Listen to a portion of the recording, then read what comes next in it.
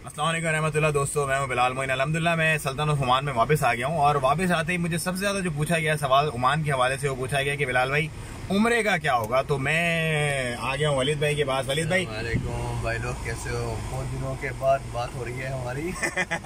वलीद भाई उम्रे का लोग पूछ रहे हैं, उम्रे का क्या तरतीब है, कब कब बसें जा रही हैं, क्या रेट्स हैं और क्या हिसाब किताब है, बताएं। तो हमारा अगली बस जो जा रही है वो 31 को जा रही है, 31 अगस्त को जा रही है और 7 सितंबर को जा रही है और 14 सितंबर को जा रही है। सही है।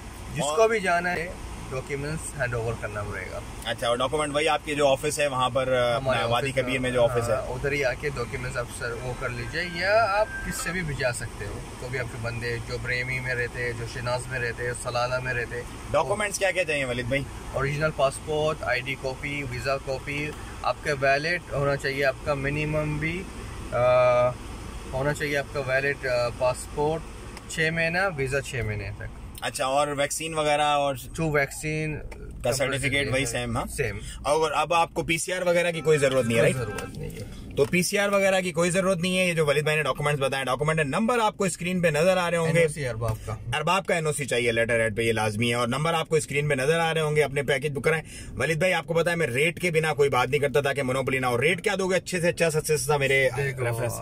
बिलाल भाई जो हमारा फिक्स था इस 210 का हमारा फिक्स था, उसमें आपको रिहाइश मिलेगी, वीजा मिलेगा और होटल्स मिलेंगे मक्का मदीना में, सब चीज। और खाना पीना लोगों का अपना होगा? खाना पीना इसमें इंक्लूड नहीं है।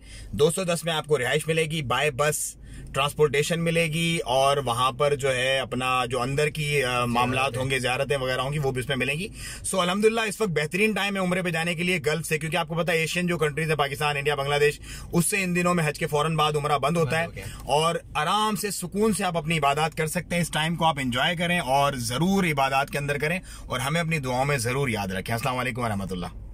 प्लीज हमको मौका दीजिए आपकी खिदमत करने का।